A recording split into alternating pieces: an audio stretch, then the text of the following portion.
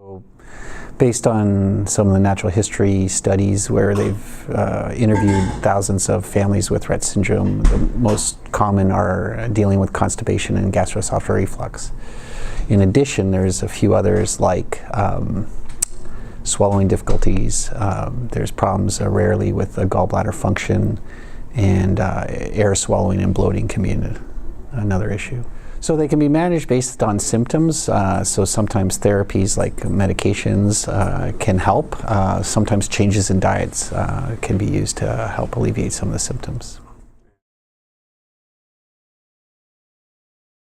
Right. I mean, one of the challenges with children with Rett syndrome is they may not be able to communicate exactly what's going on to them. So if they're experiencing pain, sometimes the assumption is maybe they're having a muscle spasm or an ache in their body, but it can also be because they have significant constipation or they're having heartburn.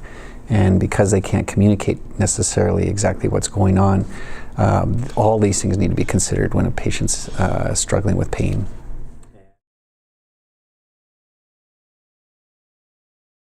Yeah, so children with Rett syndrome may be having, say, for instance, behavioral issues or pain expressions that are assumed to be just related to their neurologic status or condition.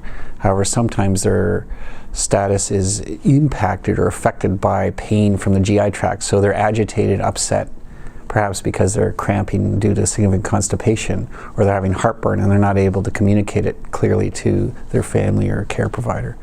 So addressing those, or at least considering them as potential contributors to their comfort, is an important part of keeping a patient with Rett syndrome happier and healthier.